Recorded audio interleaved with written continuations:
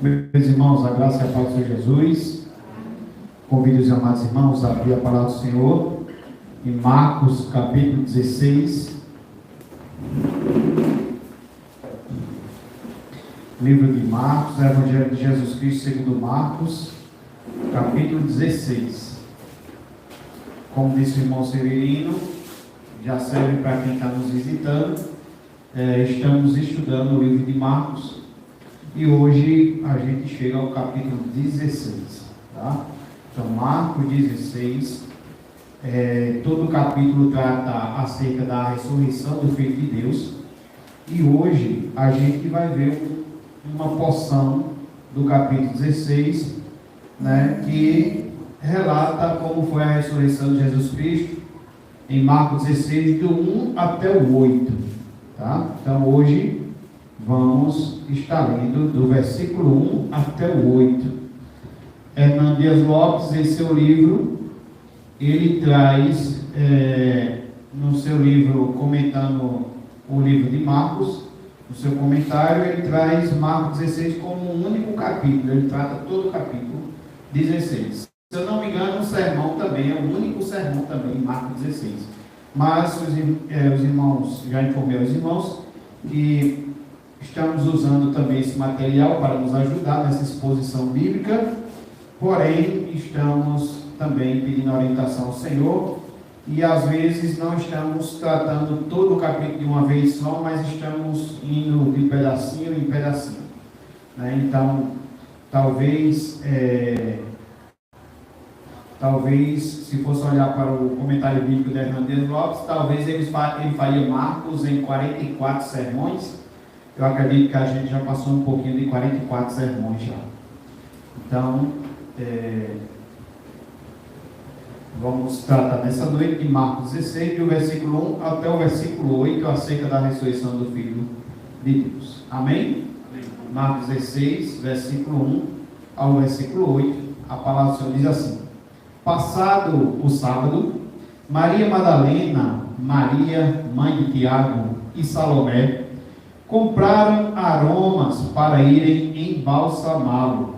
E muito cedo, no primeiro dia da semana, ao despontar do sol, foram ao túmulo. Diziam umas às outras: quem nos removerá a pedra da entrada do túmulo? E olhando, viram que a pedra já estava removida, pois era muito grande. Entrando no túmulo, viram um jovem assentado ao lado direito, vestido de branco, e ficaram surpreendidas e atemorizadas. Ele, porém, lhes disse: não vos atemorizeis, buscais a Jesus, o Nazareno, que foi crucificado. Ele ressuscitou, não está mais aqui. Vede o lugar onde o tinham posto. Mas ide, dizei a seus discípulos e a Pedro, que ele vai adiante de vós para Galiléia. Lá o vereis, como ele vos disse. E saindo elas, fugiram do sepulcro, porque estavam possuídas de temor e de assombro e de medo. Nada disseram a ninguém. Oremos ao Senhor. Bondoso Deus, que a tua misericórdia mais uma vez seja conosco, ó Senhor, nesse dia do Senhor, dia que aprove o Senhor estarmos aqui reunidos, celebrando a ressurreição, celebrando, Senhor, que o Senhor ressuscitou, que o Senhor vive, que o Senhor não é aquele, Senhor, que é aquele, Senhor, que os anjos disseram: vocês estão procurando alguém dentre os mortos, e ele vive. O Senhor é aquele que vive. Então, Senhor, te pedimos iluminação do teu Santo Espírito acerca desse texto, possamos sair daqui cheios do Senhor, e possamos sair daqui conforme a tua vontade, Senhor, pois a tua palavra, ela ensina, a tua palavra ela repreende, a tua palavra ela exorta, Senhor, para que nós viemos ser achados, aprovados pelo Senhor. Então, abençoa o teu povo, abençoa a tua igreja, traz a iluminação do teu Espírito Santo, perdoa nossos pecados, tem misericórdia de nós. Me usa, Senhor, para a honra e glória do teu nome. Te oramos e pedimos em nome de Jesus. Amém. Amados irmãos, as melhores notícias que o mundo já ouviu, as melhores notícias que o mundo já ouviu, vieram de um túmulo vazio, o túmulo vazio de Jesus Cristo. Sem a ressurreição, meus irmãos, o Evangelho teria terminado com más notícias. Não teríamos boas notícias. Teríamos más notícias, mas de fato, aquele que o procuravam entre os mortos, ele vive. Ele ressuscitou. Então, as melhores notícias que o mundo já pode ouvir, que o mundo pode ouvir, que você está ouvindo nesta noite, vem de um túmulo vazio de Jesus Cristo. E a história da Páscoa, ela não termina em um funeral, mas ela termina em uma festa, é que Cristo ressuscitou. O túmulo vazio de Cristo também podemos dizer que foi o berço da igreja. A melhor prova da ressurreição de Cristo é a existência da igreja. Nenhuma outra coisa poderia ter transformado homens e mulheres tristes e desesperados em pessoas radiantes de alegria e inflamadas de um novo valor. Então, as melhores notícias que o mundo já ouviu vieram do túmulo vazio de Jesus. E nós pregamos o Cristo que esteve morto e está vivo, e não o Cristo que esteve vivo e está morto. Sem a ressurreição de Jesus, não haveria nem cristianismo, irmãos, e nem haveria igreja. Pois a ressurreição de Jesus Cristo é o coração da nossa fé. O cristianismo é, acima de tudo, a religião da ressurreição. A igreja é primariamente chamada de a comunidade da ressurreição. Então, dito isso aos amados irmãos como introdução, esse texto de hoje nos traz, irmãos, algumas preciosas lições. Olhando, deixa a sua Bíblia aberta, olhando para o versículo 1 e versículo 2 de Marcos 16, a gente vai observar que há um profundo amor manifestado aqui. Um profundo amor é manifestado. Veja a leitura da sua Bíblia. Passado o sábado, Maria Madalena, Maria mãe de Tiago e Salomé compraram aromas para irem embalsamá-lo. E muito cedo, no primeiro dia da semana, ao despontar do sol, foram ao túmulo. Aqui a gente tira a nossa primeira lição de hoje, e a gente vê nessa lição um profundo amor que é manifestado. As mesmas mulheres que temos falado nos sermões anteriores, as mesmas mulheres que assistiram Jesus durante todo o seu ministério, as mesmas mulheres que estavam com Jesus ali no Calvário, as mesmas mulheres que acompanharam Jesus até o sepultamento, agora a gente vê no versículo 1 e versículo 2, que essas mulheres estão nas primeiras horas do primeiro dia da semana, o domingo. Elas vão ao seu túmulo para embalsamar o corpo de Jesus. As mulheres, a gente percebe que elas foram as últimas a saírem do Calvário e foram as primeiras a chegarem no sepulcro. Isso me lembra, meus irmãos, a respeito desse amor, desse profundo amor manifesto. Isso nos lembra um texto que já vimos em outro sermão, em Marcos 14, versículo, volta aí alguns capítulos, Marcos 14, versículo 3 ao 9, onde a gente viu a unção em Betânia. Marcos 14, do 3 ao 9. Foi falado também no sermão aqui desse texto, acerca desse amor, desse profundo amor, que essa mulher, que a gente descobre no Evangelho de João, que se chama Maria, não dita aqui que é Maria, mas no Evangelho de João, que traz outros complementos, a gente descobre que é Maria, onde Maria dá o melhor que tem para Jesus, onde Maria mostra seu profundo amor para Jesus.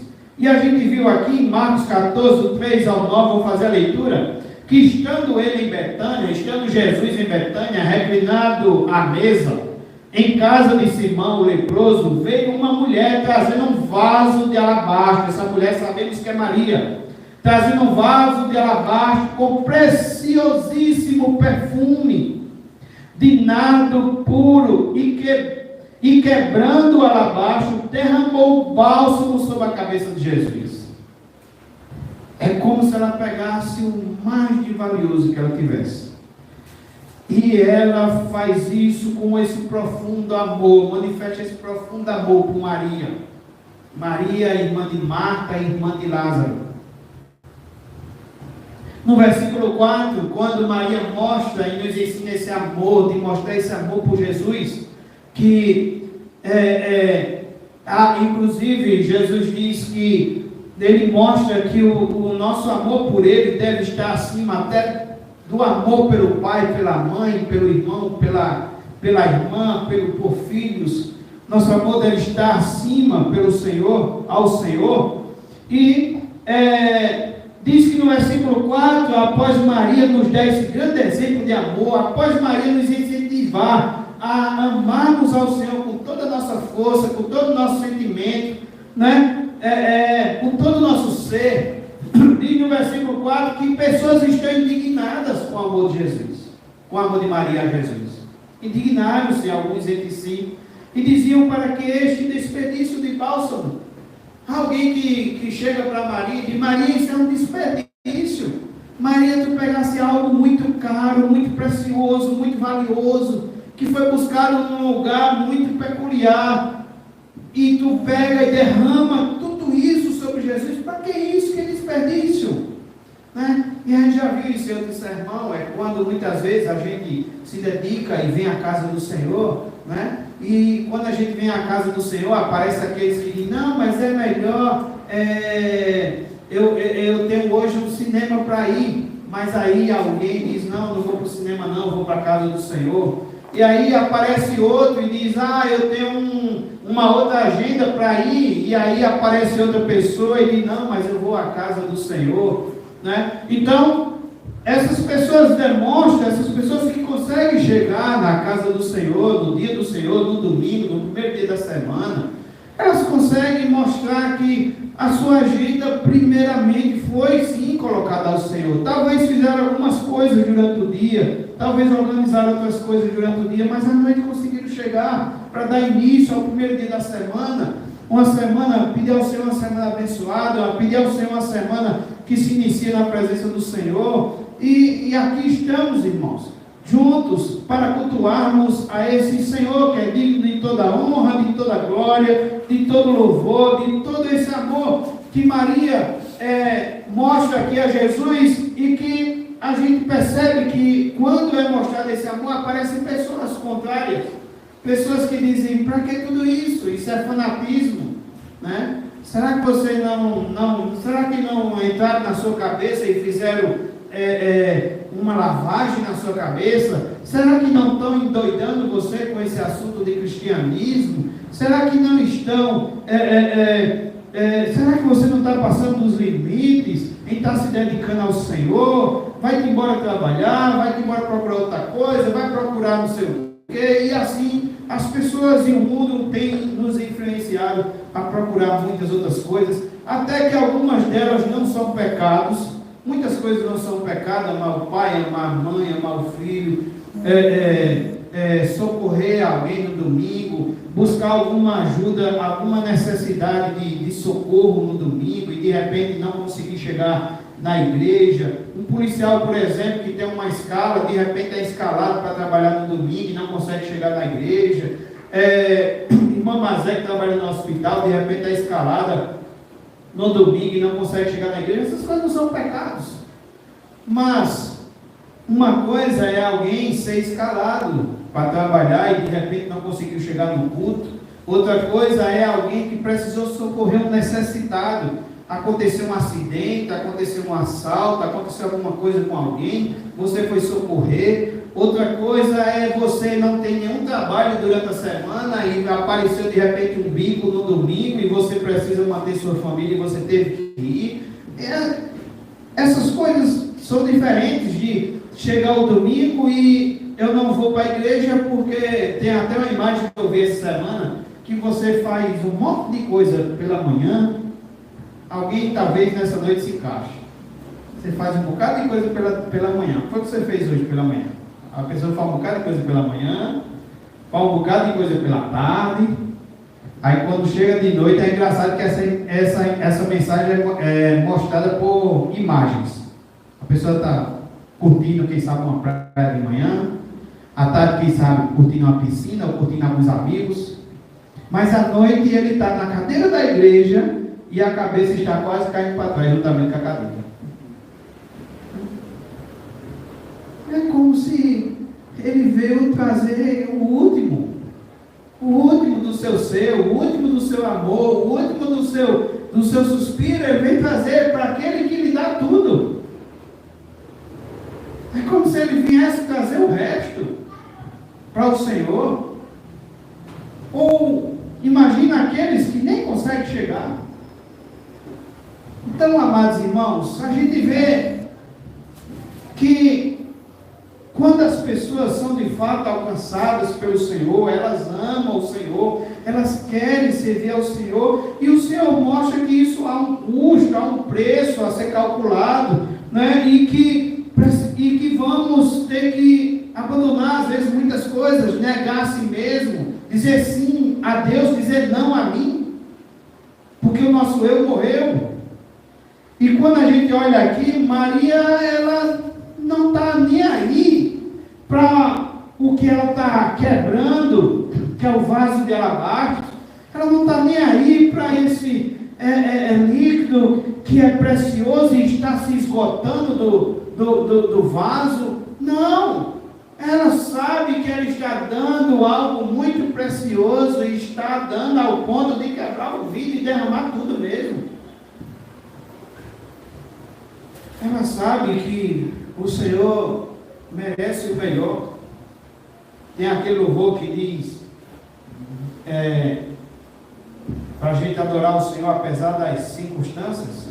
Tem um momento que fala que ainda que eu dê toda a minha vida ao Senhor, toda a minha oferta ao Senhor, alguma coisa assim, ainda é muito pouco comparado ao que o Senhor fez por nós. E Maria, ela está diante do seu mestre, ela está diante daquele que ela quer ter o seu momento especial, ela quer ter esse momento com o Senhor, e ela derrama isso. E quando a gente faz isso, tem pessoas que dizem: aquele cara ali está doido, aquele cara enlouqueceu, mas é porque ele não sabe o quanto é precioso servir ao Senhor, o quanto é precioso amar o Senhor, o quanto é precioso o domingo saber que é dia do Senhor e não meu dia, é dia do Senhor.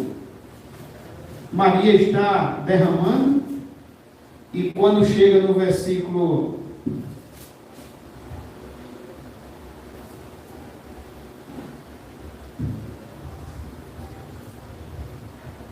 qual foi o texto dos seus irmãos?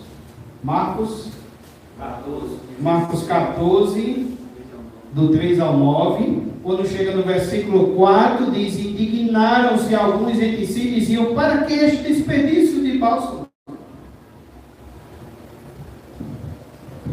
Meus irmãos, nada que fizemos para o Senhor será desperdício. A gente deve orar cada vez mais e continuar com o senso, aquele sentimento que ainda estamos orando pouco. A gente precisa cada vez mais ler a Bíblia e continuar com aquele sentimento que precisamos ler mais porque estamos lendo pouco. A gente precisa ir mais à casa do Senhor e com aquele sentimento que ainda estamos indo pouco. E vai aparecer aqueles que nos criticam, mas não se preocupe. Diz que aqui que era algo muito precioso e que Maria estava desperdiçando. Versículo 5: porque este perfume poderia ser vendido por mais de 300 denários e dar-se aos pobres. E murmuravam contra ela. Aqui parece aqueles que olham para o dinheiro e diz: olha, isso é muito precioso. Isso é muito precioso. É por isso que eu tenho dificuldade de, quem sabe, de dar o dízimo, quem sabe de dar oferta, quem sabe de participar de uma campanha que de repente apareceu na igreja uma vez no ano, uma vez a cada 2 anos, a construção da igreja. Porque eu estou olhando para o dinheiro, sabe? Estou olhando para o dinheiro que Jesus disse: cuidado, que é um Deus, é mamon, é um Deus, e você não pode servir a 2 senhores. Ou você serve a Deus, ou você serve a mamon. Ou você serve a Deus, ou você serve ao dinheiro.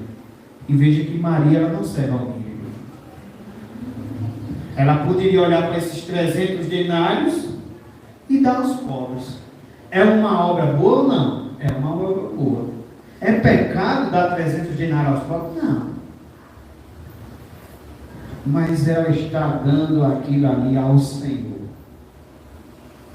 Alguns se levantam e dizem, mas ele é dono do ouro e da prata.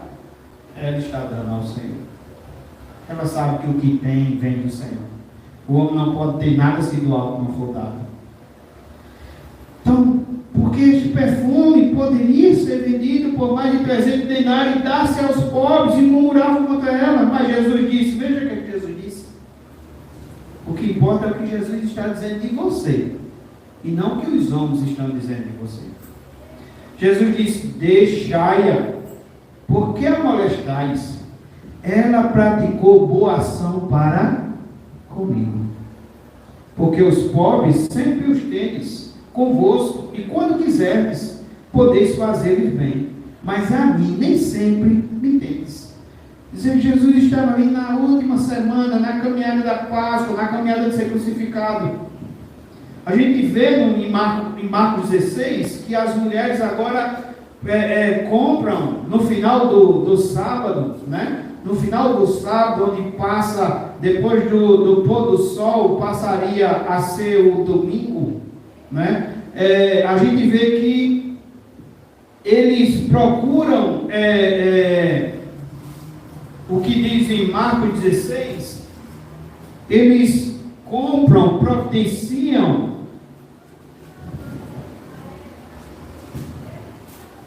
Diz o texto que, e muito cedo, no primeiro dia da semana, ao despedida do sol, foram ao túmulo. O versículo 1 diz que compraram aromas para irem embalsamá-lo. Aqui Maria está fazendo isso antes ainda, né? Maria está antecipando, né, aquele grande dia. E Jesus diz, deixa, porque vocês estão molestando. Ela praticou boa ação para comigo, porque os pobres sempre os têm convosco, e quando quiseres, podeis fazer-lhes bem, mas a mim nem sempre me tendes. Mais uma vez o Senhor mostra que a Ele é em primeiro lugar. Nosso serviço deve estar, não é primariamente aos pobres. Nosso serviço não deve estar primariamente às obras, mas é primariamente a fé, primariamente ao Senhor, servir ao Senhor, adorar o Senhor na beleza da sua santidade. 8. Ela fez o que pôde, antecipou-se ao ungir-me para a sepultura. Antecipou-se, porque a gente vê lá em Marcos 16, as pessoas fazendo isso agora lá na sepultura. Mas Maria aqui estava se antecipando. 9. Em verdade vos digo, onde for pregado em todo o mundo o Evangelho, será também contado o que ela fez para a memória sua, onde for pregado o Evangelho. Isso que Maria fez foi tão aplaudido pelo Senhor, mexeu tanto com o coração do Senhor, que isso foi registrado nas Escrituras, e a Escritura diz que onde fosse pregado o Evangelho, isso ia ser anunciado, o que Maria fez. Então, meus irmãos, voltando para Marcos, capítulo 16, versículo 1 e versículo 2, a gente vê aqui, mais uma vez, esse profundo amor que é manifestado.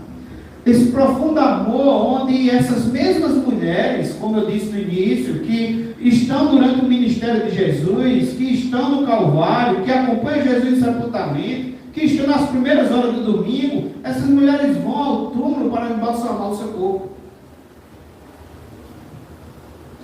Olhando para João capítulo 19, 38 e 40, onde também fala do texto, diz que mesmo sabendo, né? A gente observa que mesmo sabendo que José de Arimateia e Nicodemo já haviam usado cerca de 100 libras de uma mistura de mirra e aloés para ungir o corpo de Cristo, 100 libras significa 45 quilos de ungüentos. José de Arimateia e Nicodemos já haviam usado isso. Uma mistura, um composto de mirra e aloés para ungir o corpo de Cristo. Mas essas mulheres ainda querem manifestar esse profundo amor pelo seu Senhor. Essas mulheres, elas passam pelo menos por 4 experiências. Primeira, quando a gente olha em Marcos 16:6, a primeira experiência que essas mulheres têm é um desejo. E sabe qual é o desejo? De buscar Jesus. A segunda experiência que essas mulheres passam é uma dificuldade. Sabe qual é a dificuldade? Quem vai remover a pedra. A terceira experiência que essas mulheres passam, ainda está no versículo 6, é uma consolação. E sabe qual é a consolação? Ele está ressuscitado, não está aqui, por as palavras do anjo. E versículo 7 e versículo 8 de Marcos 16, a experiência dessas mulheres é uma comissão. Que comissão é essa? É de que agora elas têm que anunciar Jesus, que Jesus ressuscitou. E que Jesus iria adiante de seus discípulos e lá eles o veriam, como ele vos disse. Então, amados, para concluir esse primeiro ponto, domingo, dia do Senhor, é mostrar esse profundo amor nesse dia. É digno observar isso, que as mulheres vão ao sepulcro no primeiro dia da semana.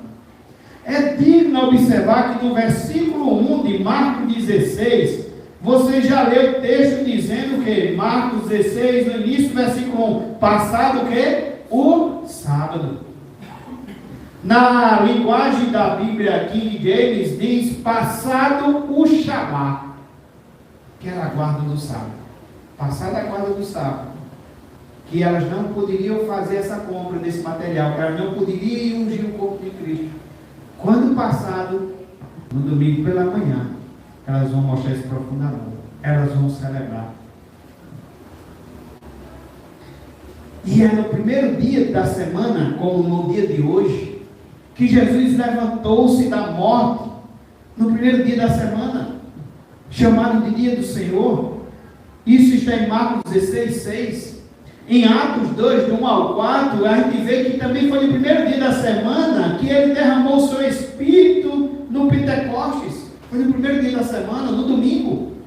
No primeiro dia da semana, a igreja passou a reunir-se para a comunhão. Se a gente lê Atos 20, versículo 7, Paulo está no domingo, primeiro dia da semana, partindo o pão, celebrando a ceia do Senhor. Em que dia? Primeiro dia da semana. Que primeiro dia da semana é esse? No domingo, chamado de quê? Dia do Senhor. Paulo está reunido, celebrando a ceia do Senhor. E se você for ler o texto, diz que essa reunião vai até meia-noite. Vamos ver Atos 20. Você está em Marcos, passa um pouquinho aí para Atos 20.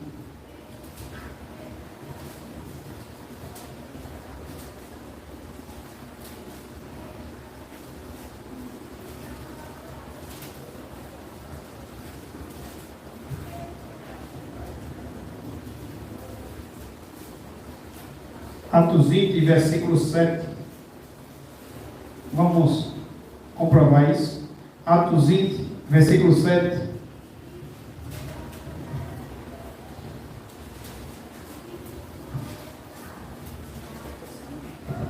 Diz assim, Atos 20, versículo 7. No primeiro dia da semana, estando nós reunidos com o fim de quê? De partir o pão. Paulo, que devia seguir viagem no dia imediato, exortava-os. Eita, nessa reunião também acontecia exortação, exortava-os. E prolongou o discurso até que hora? Até meia-noite.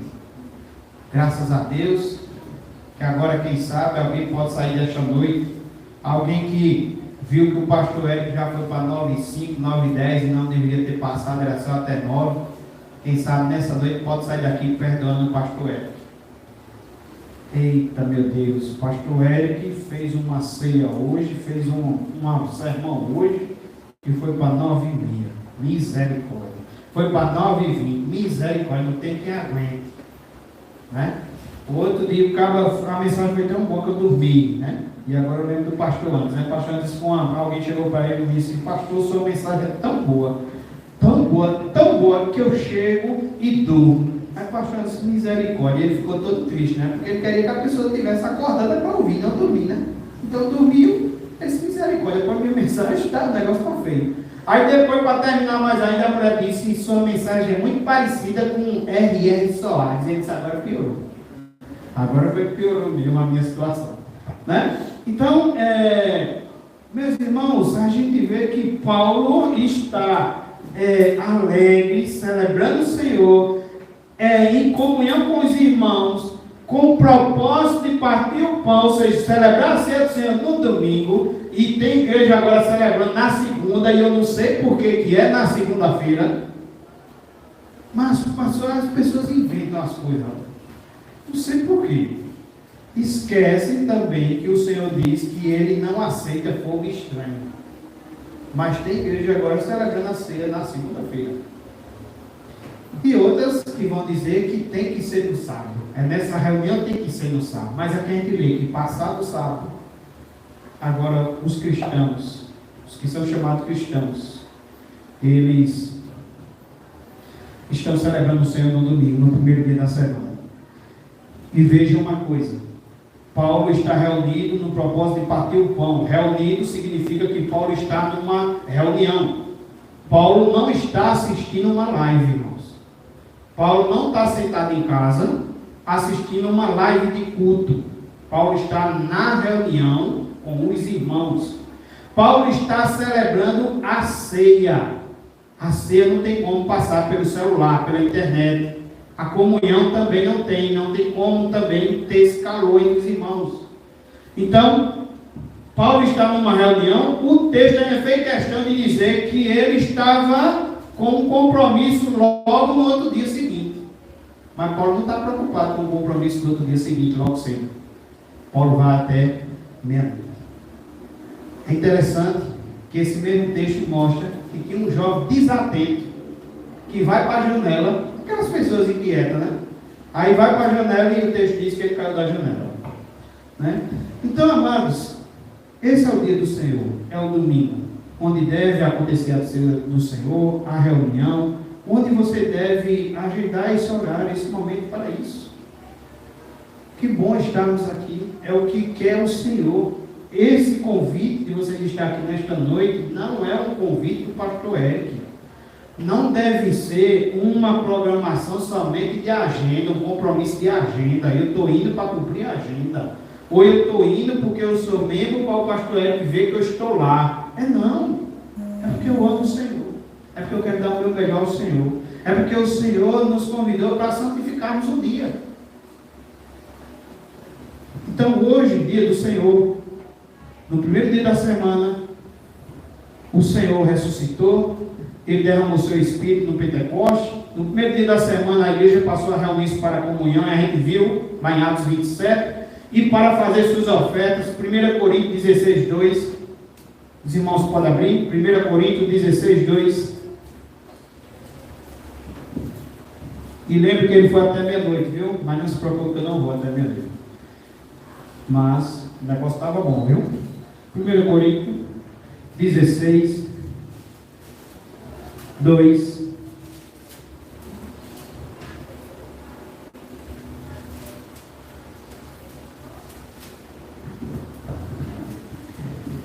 Primeiro Coríntios 16, 2, no primeiro dia da semana, cada um de vós ponha de parte em casa, conforme a sua prosperidade, e vá juntando, para que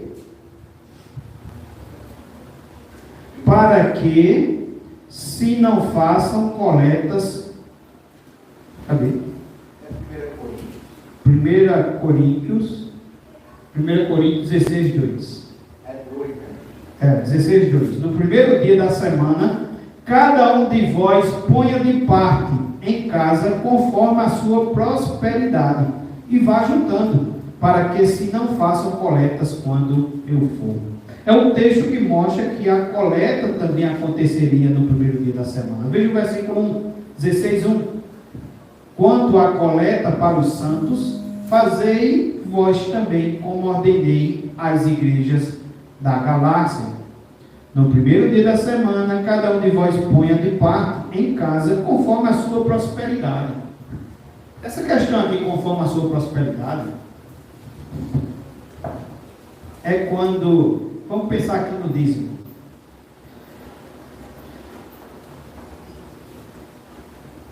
Pastor, Raul ganhou R$100 de dízimo e ele tirou 10%.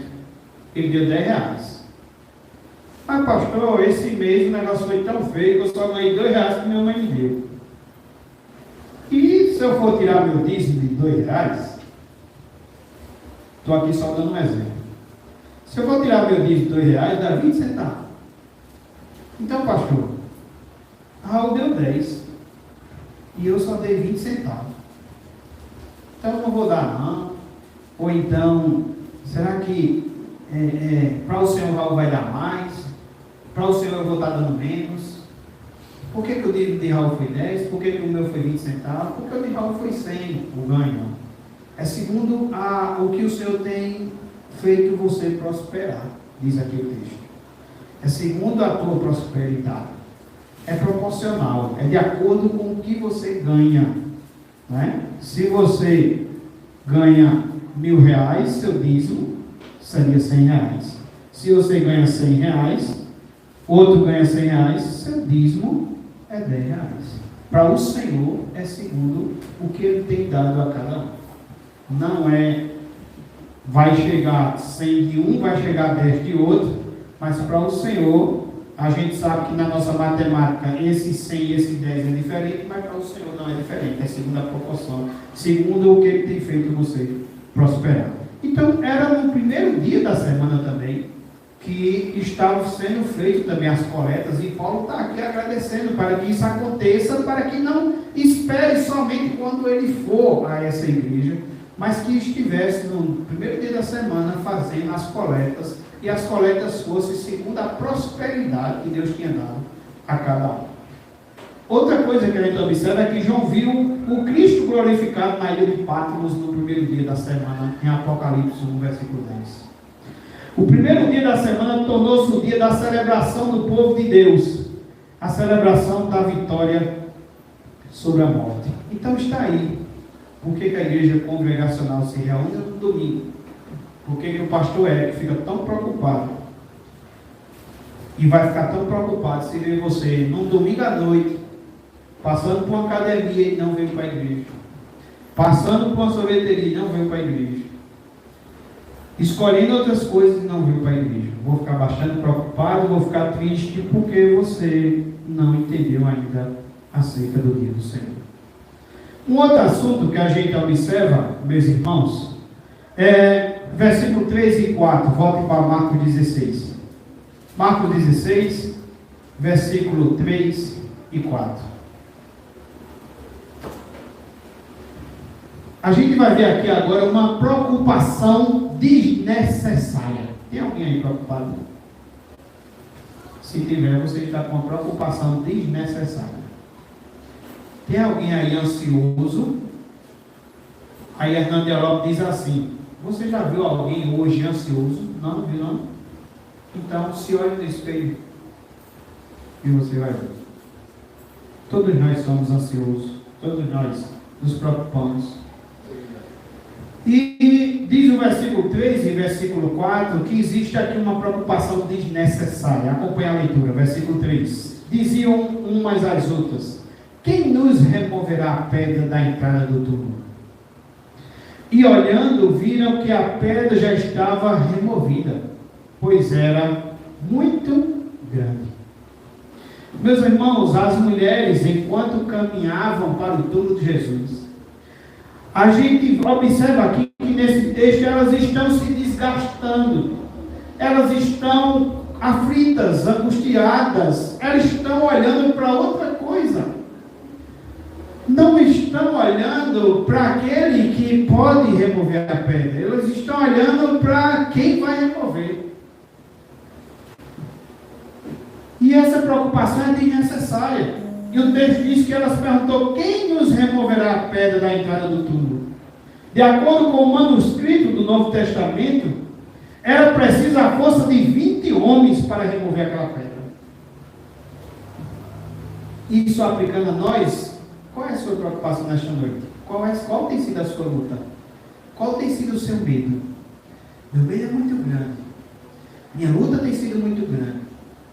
E talvez você tenha despecado de ladeira abaixo, olhando para esse foco, olhando para a sua luta, para o seu medo, dando tempo a ele, se consumindo por dentro.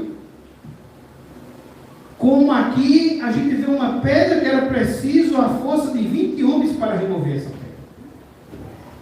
É digno também observar que o anjo não removeu a pedra para deixar o Senhor sair, mas para demonstrar que ele já não estava mais no sepulcro. É bom também observar isso, que o anjo remove a pedra, mas não é para Jesus sair, foi para mostrar a elas que ele não estava mais no sepulcro. Então a preocupação, ela tem a capacidade de roubar nossas energias e tirar os nossos olhos do foco.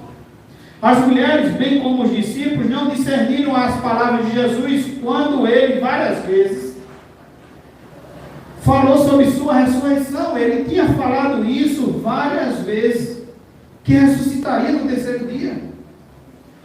E a falta de compreensão da palavra de Deus gera em nós o que? Preocupação.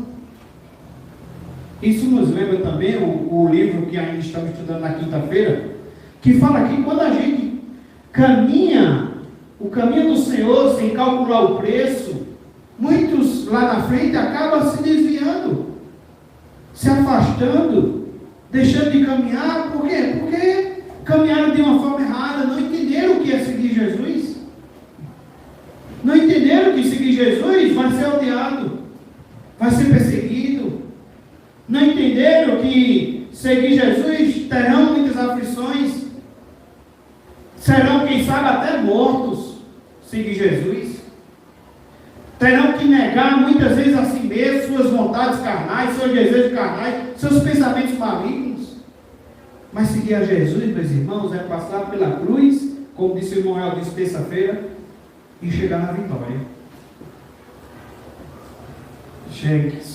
Seguir Jesus, meus irmãos, é como andar em um caminho que há turbulências, há balanços, há vendavais, mas a chegada é garantida, a chegada é certa. E a falta da compreensão da palavra de Deus gera em nós também preocupação.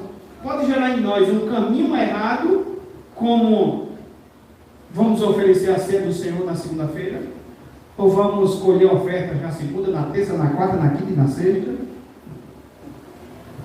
e tantas outras coisas que podemos, devido à falta de compreensão da palavra de Deus, estar fazendo.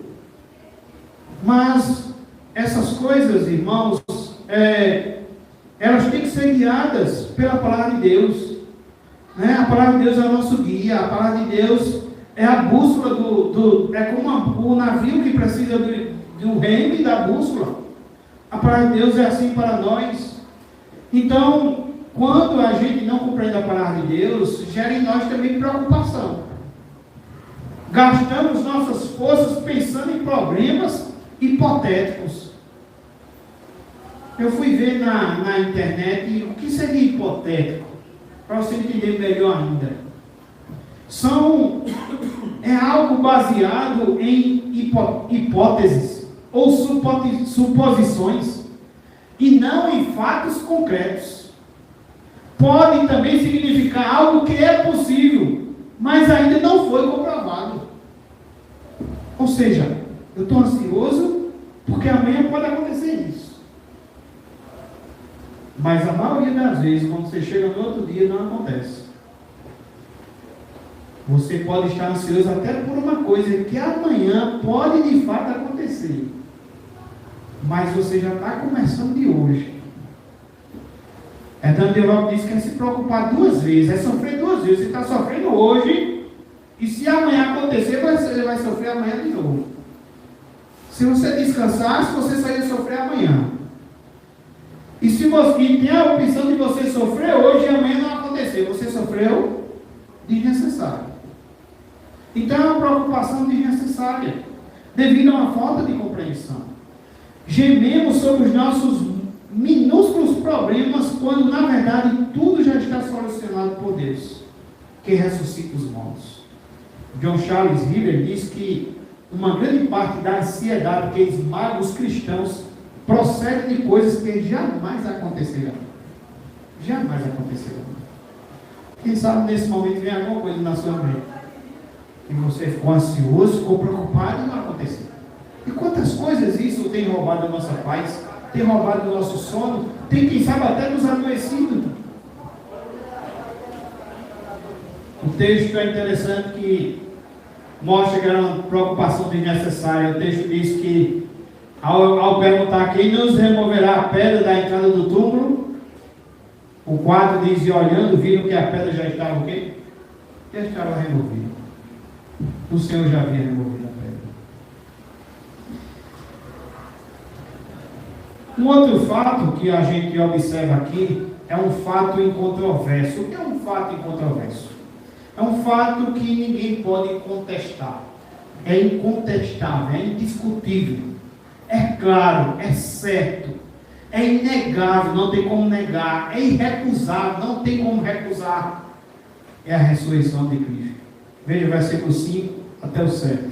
Entrando no túmulo, viram um jovem assentado ao lado direito, vestido de branco, e ficaram surpreendidas e atemorizadas.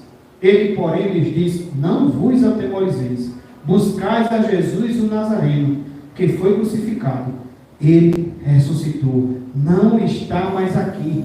Vede o lugar onde o tinham posto. Mas ide dizer a seus discípulos e a Pedro que ele vai adiante de vós para a Galiléia, lá o vereis como ele vos disse. Aqui temos um fato incontestável. Em primeiro lugar, a gente pode observar o que significaria a pedra removida. A pedra removida, meus irmãos, no versículo 4, diz que a pedra foi removida. A gente deve ser considerada a porta do sepulcro removida. O que é isso? Significa que a casa da morte estava fortemente guardada por uma grande pedra e pelos guardas de Pilatos. Mas a pedra foi removida e Cristo saiu vivo, vitorioso e triunfante. A pedra do túmulo foi removida e não meramente aberta. Não há mais porta para abrir. Isso significa que a pedra removida significa que a morte foi vencida. A pedra removida também é um memorial da vitória de Cristo sobre a morte. Cristo venceu a morte, irmãos. Jesus arrancou o aguilhão da morte e triunfou sobre ela. O túmulo não é o fim da nossa existência. A morte não tem mais a última palavra. A cruz não é o fim da história. A sexta-feira da paixão não é o fim do drama. Cristo ressuscitou. Ele vive. A pedra removida também é o fundamento lançado sobre o qual devemos erguer a nossa vida. A ressurreição de Cristo é a pedra de esquina da fé cristã, a coluna mestra do cristianismo. Nosso Redentor não está no túmulo. Você pode visitar vários túmulos. Você pode visitar o túmulo de Buda, de Confúcio, de Maomé e de Allan Kardec. Mas o túmulo de Jesus está vazio. O apóstolo Paulo diz que se Cristo não ressuscitou, é vã a nossa pregação, é vã a nossa fé. Então somos tidos por falsas testemunhas de Deus e ainda permanecemos em nossos pecados. Os que dormiram em Cristo pereceram e somos os mais infelizes de todos os homens, se Cristo não ressuscitou. Mas no mesmo capítulo, em 1 Coríntios 15, diz: Jesus ressuscitou segundo as Escrituras. Então é um fato indiscutível, é um fato inegável. Jesus ressuscitou, a pedra foi removida, não há mais pedra para remover, não há mais um Jesus a ser crucificado, não há mais um sacrifício a ser feito. Jesus venceu a morte, Jesus ressuscitou, a pedra foi removida, ele venceu a morte. E é sobre isso que temos erguido nossa vida. Em segundo lugar, versículos 5 e 6, a gente vê o testemunho angelical. Ou seja, além dessa pedra ser removida, além de a gente ver a existência da igreja até hoje, além de a gente ver as mulheres como testemunhas, além de mais de 500 pessoas ter visto ele ressuscitado, além de ser um assunto incontestável, a gente também pode ver que até os anjos testemunharam. Versículo 5, entrando no túmulo, viram um jovem assentado ao lado direito, vestido de branco, e ficaram surpreendidos e atemorizados. Então ali está um jovem assentado ao lado direito, vestido de branco. E esse jovem, que é o anjo, diz: ele, porém, lhes disse: não vos atemorizeis. Buscais a Jesus o Nazareno, que foi crucificado. Ele ressuscitou, não está mais aqui. O anjo, meus irmãos, vestido de branco, está sentado ao lado direito do túmulo. No texto de Mateus, nos informa que está sentado na própria pedra removida do túmulo. Enquanto os guardas estão desmaiados, o anjo está proclamando que Jesus não está mais no túmulo. O túmulo, ele foi aberto de dentro para fora. Nenhum poder pôde deter o Filho de Deus. A ressurreição de Jesus é uma obra do próprio Deus Pai. Então, temos o testemunho angelical. Além de ter esses fatos incontestáveis, em terceiro lugar, temos um túmulo vazio, versículo 6. Ele, porém, lhe diz: não vos atemorizeis, buscais a Jesus o Nazareno, que foi crucificado, ele ressuscitou, não está mais aqui. Vede o lugar onde ele tinha posto. Todos os 4 evangelistas, Mateus, Marcos, Lucas, João, concordam que as mulheres foram as primeiras e descobriram o túmulo vazio e a receber as boas novas da ressurreição. A única mulher, entretanto, que é comum nos 4 relatos é Maria Madalena. É importante também frisar que não é o nome aqui que conta, mas o sexo, visto que naquele tempo o testemunho das mulheres não era aceito. E os anjos disseram às mulheres: vede o lugar onde tinham posto. As mulheres entraram no túmulo e viram o lugar vazio, versículo 6. Mateus diz também que Pedro, ao ser informado sobre a ressurreição de Cristo, correu ao sepulcro e, abaixando-se, nada mais viu senão os lençóis de linho, e retirou-se para casa maravilhado do que havia acontecido. Isso está em Lucas 24:12. Os líderes judeus ainda subornaram os soldados, dando-lhes altas somas de dinheiro para espalhar uma mentira, afirmando que os discípulos haviam roubado o corpo de Cristo. Isso nos mostra também que, ao mesmo tempo em que Jesus dá aos seus discípulos a grande comissão, Satanás também envia seus emissários para anunciar uma mentira. Onde o templo da verdade é levantado, Satanás constrói também uma sinagoga da mentira. Mas Cristo, de fato, ressuscitou, e é um fato incontestável.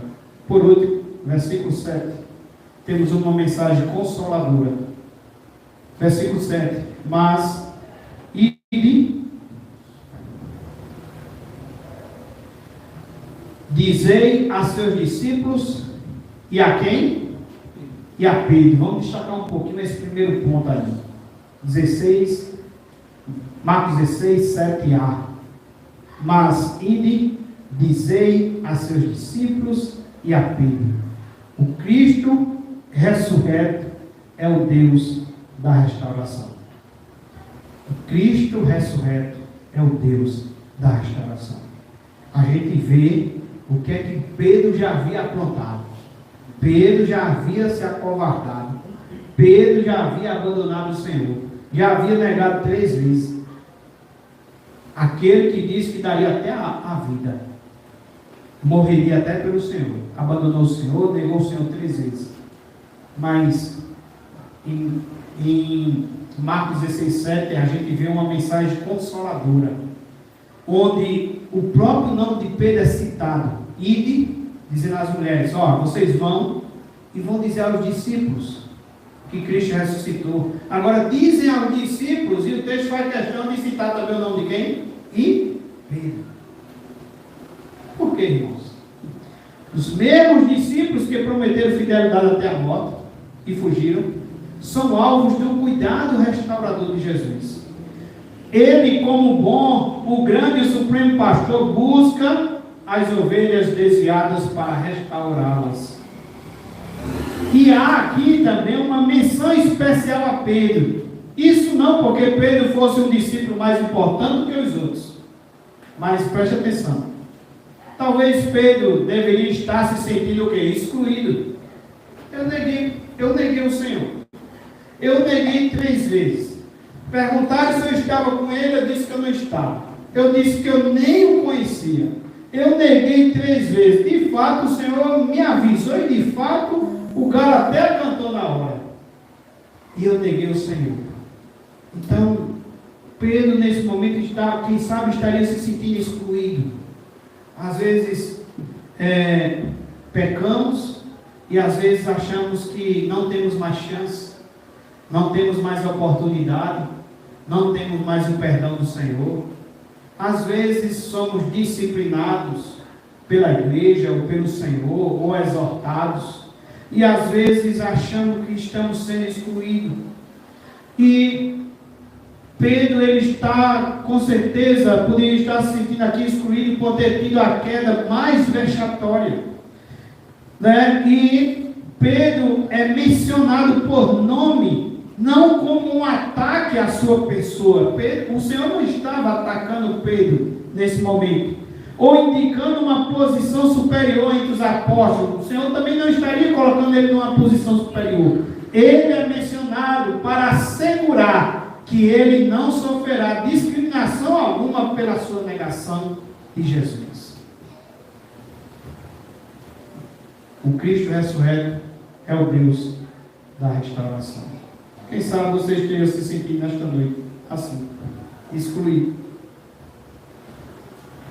E se você está se sentindo excluído, é uma coisa da sua cabeça, que está faltando compreender que o Cristo ressurreto é o Deus que quer lhe restaurar.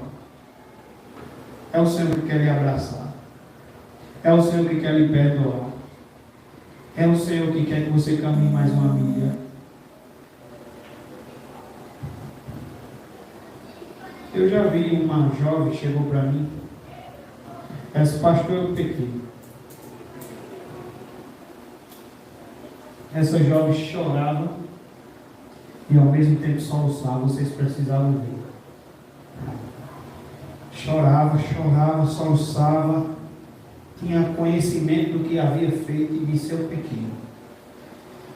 E eu estou me sentindo como se eu não tenho mais chance com Deus, eu não tenho mais nenhuma oportunidade com Deus, Deus não me quer mais. Talvez você já se sentiu assim. E aqui a gente vê o Pedro, que nos sermões anteriores a gente vê um pouco de diferença entre Pedro e Judas. Porque Judas traiu Jesus. Judas chora. Pedro negou Jesus e também chora. Mas Judas chora de remorso e se enfoca. Ele não acredita no Deus da restauração. Pedro, ele nega Jesus, chora, e foi dito no outro sermão que o choro de Pedro é como se ele estivesse vomitando tudo aquilo, mostrando todo o seu arrependimento, que não deveria ter feito isso pelo seu Senhor, pelo seu mérito. E Pedro vomita tudo aquilo que não agrada ao Senhor. E a gente vê agora o Senhor faz questão. O Senhor poderia dizer aqui, né, nesse momento: olha, vai lá e avisa aos 11 que venham cá. Se ele dizendo aos 11 que venham cá, Pedro está no meio dos 11. Mas o Senhor faz questão de dizer: olha, vai lá, diz aos meus discípulos e diz a Pedro que venha. A boa nova do túmulo vazio fala sobre um novo começo, fala sobre perdão, esperança e restauração. Aqueles homens covardes e medrosos, Jesus os chama agora de irmãos. Aqueles que fugiram vergonhosamente, possivelmente não se sentiam mais discípulos, o anjo reafirma que Jesus os considera como discípulos. Pedro, que havia negado a Jesus com juramentos e praguejamentos, agora recebe uma menção especial no texto bíblico. William Barclay chega a dizer que Jesus estava mais ansioso para consolar o pecador penitente do que castigar o pecado. Em segundo lugar, o Cristo ressurreto, além de ser o Deus da restauração, é o Deus que vai à nossa frente. Versículo 7 ainda, Marcos 16, 7. E dizer a seus discípulos e a Pedro, que graça, né, irmãos? Que misericórdia para com Pedro, que ele vai adiante de vós. E agora é o Deus que vai à frente de nós, é o Deus que vai à frente dos seus discípulos. Ele vai adiante de vós para a Galiléia. Lá o vereis como ele vos disse. Isso significa que não precisamos temer o futuro, porque aquele que morreu e venceu a morte por nós vai à nossa frente. O cristianismo não é apenas um corolário de doutrinas e dogmas, mas a pessoa bendita do Cristo ressurreto. O cristão não é aquele que apenas recita um credo, mas é aquele que segue uma pessoa. Como cristãos, pertencemos a um movimento e não apenas a uma instituição. Ser cristão é seguir as pegadas do Cristo ressurreto que vai à nossa frente. Ser cristão é estar a caminho. O cristianismo é a religião do caminho e Cristo é esse caminho. Como ele diz, eu sou o caminho, a verdade e a vida, ninguém vai ao Pai senão por mim. Jesus já havia dito, irmãos, aos seus discípulos que depois de a sua ressurreição encontraria com eles na Galiléia. Agora confirma seu encontro na Galiléia também, onde eles viviam. Jesus se encontra conosco também dentro da nossa rotina diária. E agora, depois de ter falado sobre o dia do Senhor, a importância de nos ajuntarmos, de estarmos aqui reunidos e de vencermos qualquer outra agenda para estarmos aqui com os irmãos e com o Senhor, Ele agora está mostrando que Ele também estará conosco nas nossas rotinas diárias. Ele estará com você, Milena, lá no fórum. Ele estará com você, pai, na sua casa. Ele estará com você, irmão Celino, naquele roçado. Ele estará com você, irmão Mazé, naquele hospital. Ele estará com cada um de nós que confia nele, que crê nele. Ele estará conosco também nas nossas rotinas diárias. Ele está presente com o seu povo, não apenas quando eles estão juntos em adoração, mas também quando estão dispersos na jornada da vida. Porque depois que saímos daqui também, a adoração continua e Ele estará conosco. Eu vi uma mensagem que dizia, a música, ela não começa, a verdadeira adoração, ela não começa no culto. Ela continua também depois do culto, ou inicia depois do culto, que é na nossa rotina diária, onde devemos fazer também para a glória de Deus, e onde fazendo para a glória de Deus, o Senhor promete também estar conosco. Em terceiro e último lugar, o Cristo ressurreto é aquele que nos enche de espanto e santo temor. Versículo 8. E saindo elas, fugiram do sepulcro, porque estavam possuídas de temor e de assombro e de medo, nada disseram a ninguém. Marcos apresenta a complexidade de emoções manifestadas pelas mulheres. O que é que essas mulheres estavam sentindo tanto nesse momento? Elas sentiam alegria, sim, com certeza, de ver que o túmulo estava vazio, mas o texto também nos diz que elas estavam também tremendo, estavam também atônitas. Elas estavam também temendo, com medo, estavam também alarmadas, admiradas, assombradas. Temor e assombro tomaram conta das mulheres após receber a mensagem do anjo. Aquelas que amavam a Jesus e que estavam preparadas para dar o seu melhor para Jesus, não esperavam o milagre da ressurreição naquela manhã da Páscoa. Por isso, como os discípulos no jardim do Getsemane, elas fugiram do sepulcro. A Bíblia diz que elas fugiram do sepulcro. Inicialmente elas nada disseram a ninguém por causa do medo que as dominou. Porém, os outros textos vão dizer que esse silêncio não foi permanente. Elas depois anunciaram que Cristo ressuscitou. Imediatamente após o espanto, elas com grande alegria correram para comunicar a mensagem da ressurreição aos discípulos. Mateus 28:8. E Lucas registra que, e voltando do túmulo, anunciaram todas essas coisas aos 11 e a todos os mais que com eles estavam. Essas mulheres foram as grandes heroínas no relato dos 4 evangelhos. Enquanto os discípulos de Cristo se escondem, elas se manifestam. Os homens fogem, as mulheres aparecem. Enquanto os homens estão trancados entre 4 paredes, elas estão subindo o Gólgota, descendo a tumba, vendo anjos, contemplando Cristo ressurreto e correndo para anunciá-lo. O amor e a devoção dessas mulheres devem nos estimular, meus amados irmãos, nessa noite. Então, que Cristo Jesus nos abençoe com essa mensagem, em nome de Jesus. Que possamos ser como essas mulheres, que precisaram de coragem, precisaram de ousadia. Que possamos, irmãos, ver nessa mensagem, primeiro ponto, esse profundo amor manifesto, de ir a um local,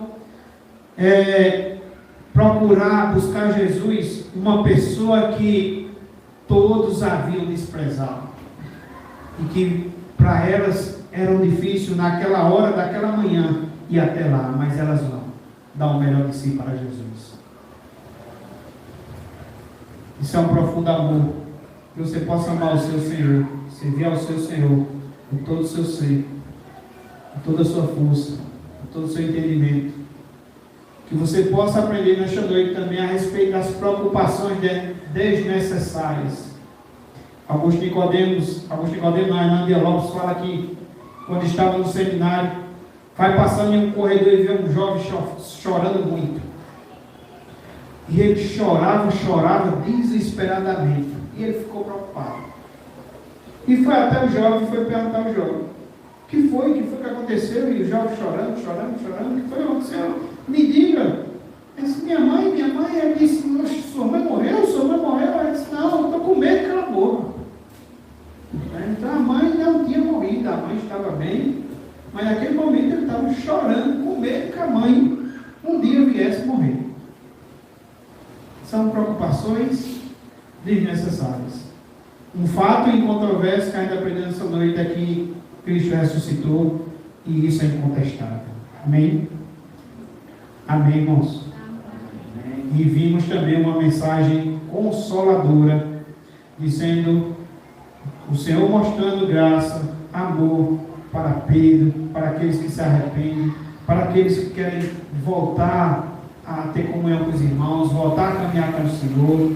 O Senhor está mostrando que Ele é misericordioso, que hoje é o dia de recomeçar, que hoje é o dia da gente sair daqui e pedir perdão ao Senhor pelos nossos pecados e recomeçar. Ele é o Deus da restauração, Ele é o Deus que vai à nossa frente, né? Ele é aquele que nos enche também de espanto e temor, porque suas obras também são admiráveis. A gente vê os discípulos na tempestade admirados. A gente vê os discípulos em outro momento achando que quando Jesus vem sobre o mar é um fantasma. A gente vê Jesus, quando termina o Sermão do Monte, o texto diz que todos estavam admirados porque ele ensinava com grande poder e autoridade. Irmãos, nunca será um desperdício servir ao Senhor. Seremos sempre, passaremos por lutas, perseguições, medos, aflições, mas Ele é o Deus da restauração, Ele é o Cristo dos desesperados, Ele é o Cristo que restaura, Ele está conosco, Ele vai diante de nós. Meus irmãos, Ele venceu, né? E nós também somos mais que vencedores em Cristo Jesus. Deus abençoe a cada um no nome de Jesus. Vamos orar? Baixe sua cabeça. Eu quero orar por você que talvez ainda não conheceu esse Senhor, talvez ainda não entregou sua vida ao Senhor, e talvez você queira fazer isso nessa noite. o Espírito Santo tenha falado com você, tenha lhe mostrado que você é uma pecadora ou um pecador, e que Cristo está de braços abertos, tanto para lhe perdoar, como para lhe ajudar na caminhada, e você será vencedor em Cristo Jesus.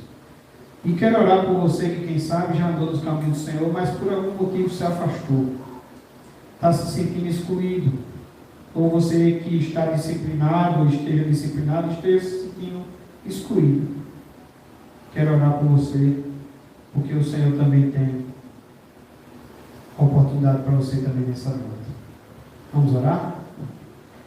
Bondoso Deus, te apresentamos, ó Pai, qualquer um, Senhor, que nesta noite o Senhor sabe quem são tuas ovelhas, que nesta noite, Senhor, tenha porventura sido alcançada pelo Senhor e queira nesta noite fazer a decisão, que nada, Senhor, venha impedi-la de servir a esse Deus, que é o Deus da restauração, que é o Deus que vai adiante de nós, que é o Deus que está conosco, Senhor, que é o Deus que nos ajuda, que está bem presente na hora da tribulação, que, Senhor, é o caminho, Senhor, que é o único caminho, que é a verdade, que é a vida. É o caminho, Senhor, de lutas, de espinhos, apertados, Senhor, mas um caminho de vitória certa, Senhor. Senhor, que essas pessoas possam ter entendidas, ó Senhor, que precisam entregar a vida ao Senhor, ter um encontro com o Senhor. Então, Senhor, alcance essas vidas nesse momento, esteja conversando com o Teu Santo Espírito, Senhor, para que elas possam sair daqui cheias de convicção de que o Senhor é com elas, de que o Senhor perdoa pecado, de que o Senhor pode ajudá-las a lutar, Senhor, contra o inimigo que jaz no mundo, Senhor, que anda no mundo, Senhor, que anda procurando matar, roubar e destruir, Senhor. Mas o Senhor está aqui nesta noite, e o Senhor nos deu vida, e quer nos dar vida e vida em abundância. Então, Senhor, dá vida, Senhor, àqueles que estão mortos por seus delitos e pecados. Também eu quero te pedir, Senhor, por algumas pessoas que talvez tenham tido pensamentos de exclusão, de excluídos, Senhor, de que o Senhor talvez não o ame, talvez o Senhor esteja afastado. Ó Senhor, tira de nós esses pensamentos desnecessários, essas preocupações desnecessárias. Nos leva, Senhor, aquilo que precisamos nos arrepender, nos leva ao arrependimento. E nos leva também a crer, Senhor, que quando nos arrependemos, quando aquebrantamos o nosso coração, o Senhor nos atende, o Senhor nos socorre, o Senhor nos perdoa. Então restaura, o Senhor é o Deus da restauração, o Senhor é o Deus que vai adiante de nós, o Senhor é o Deus que tem esse tremendo amor para conosco. Ajuda, Senhor, ajuda aquele que estiver passando por algum momento difícil, Senhor, da sua espiritualidade, da sua fé, que esteja, quem sabe, afastado do caminho do Senhor, que o Senhor possa ajudá-los também a caminhar com o Senhor. É assim já te oramos, que já te pedimos no nome de Jesus. Amém.